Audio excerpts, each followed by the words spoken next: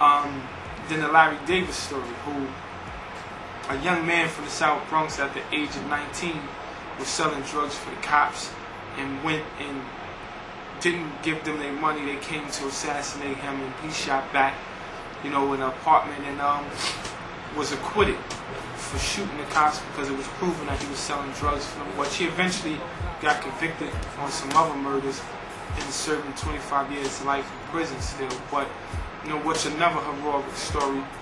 And then after that, I did two more stories. One called Scarface for Life, which is about Rikers Island and slashings in the face.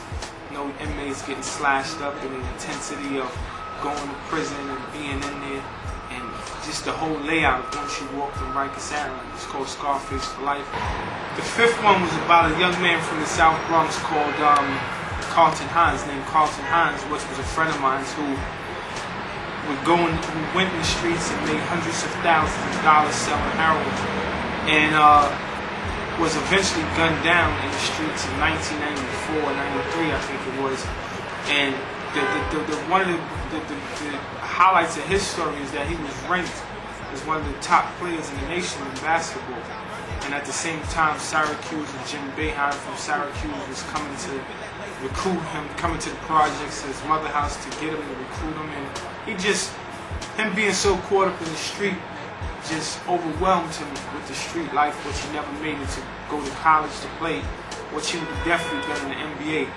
And eventually wound up getting killed, and that was a story that I told. That's a hell of a story too, I think.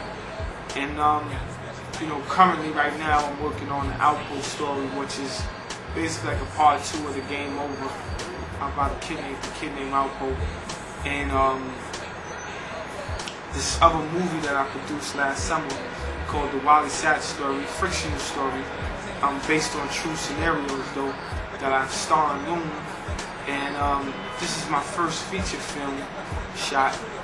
And basically a story between a relationship between a young guy and his vision and older guys and their structure, and them giving them heroin and cocaine and them trying to show him the ropes, but him just being caught up in this new way, in the young guy's mindset and the struggle between the two.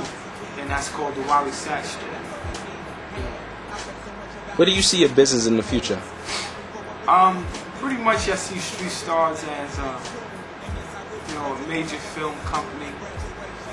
More than anything, one of the first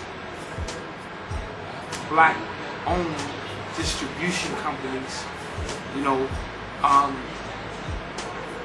Along with that, I also see it as a clothing company, and basically the same way you see G Unit, the same way you see Rockefeller, and basically a movement, of different departments, different things, and just it's an outlet for filmmakers, man, who got incredible product that probably Hollywood won't see the vision at first for them, and I probably will, and give them a shot and be able to finance and take their projects through the whole road.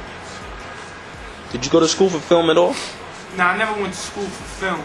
I went to, after I left the streets and got out of the street life, I eventually went back to college. Went to college, and graduated with a BA in business, and also took up. Probably got like 6 months left before I get a master's in media management. And so I never went to school for film, for video, or for none of that. That I just learned hands-on. So do you think a formal education is important to be successful in your business?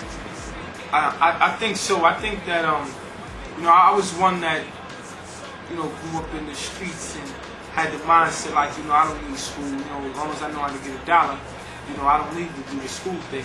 And to an extent I believe that still. But then on the other hand, what college taught me was consistency. And one day a professor told me in my school, he says, Troy, 80% of this is emotion. From the time you start school, you're gonna watch your whole class is gonna drop out. Out of 50 of y'all, it's gonna be about 3 of y'all. And he wasn't lying. And I watch people drop out because of emotions, based off emotions, emotional problems that they was facing, boyfriend, girlfriends, jobs, kids, and me sticking it out, which I was there wanting to drop out myself, but me sticking it out, basically showed me consistency. You know what I'm saying? And I think that's probably 50% of what you need to run a business. Is not to venture off, not to give up, not to, fall back. It's just to be like real driven, real consistent, see your target, focus on it, you know what I'm saying, and know there's a goal, you know what I'm saying, that you will achieve it. So I would say college, and I would say to anybody to do the school thing, because if you can stick the school thing out, you're gonna stick out a business, you're gonna stick out a relationship, you're gonna stick out a lot of things because it installs consistency. Who are your influences? My influences, I honestly would say half of the people I interview for these documentaries. I don't have an influence as far as another filmmaker, as far as like a Spike Lee or one of those type guys. Or I'm not too much influenced by none of those guys because I think that they created a market, and a lot of the black filmmakers or whatever, who's probably most people influences, they created a market and did something monumental or whatever. But just when I really look deep into the game of filmmaking and how far it is for urban filmmakers and all that, I'm not too influenced by nobody. I think, like I said, if I had to be influenced by somebody, it would pretty much be half the people I go to prison and sit down with on a one-on-one interview, and the way they conduct business, they outwork, they focus, and just how they're a straight shooter. You know what I'm saying? And I think in the industry out here today, it's not like that. The people you're dealing with that's in a position that allow you to get to the next level, they have none of them structures. They have none of them qualities. You know what I'm saying? So honestly, I don't have nobody who not nobody in the entertainment business that I can look at and say, yo, I'm influenced by them. I don't know. What are some other avenues for people with your skills, your film skills, like venturing into television, venturing into film? I would say for somebody who's just picking up the camera and taking it from hands-on or going to film school, I would say just, be creative, but the DVD market is like the best arena to throw your product into and fight. You know what I'm saying? Like, it's like basically, create what you do, and whoever you feel is your niche market, find them and sell it to them, and they'll make you who you need to be. They'll make you who you're trying to become. You know what I'm saying? So that's what I would say, man, to somebody getting in the market, man. Like, the DVD market, because television ain't they not just gonna accept your palette. They might shoot your palette after you show it to them. They're just not accepting and throwing it on television. But if you go ahead and shoot whatever you vision, then you can go and instantly sell it. You know what I'm saying? Or whatever.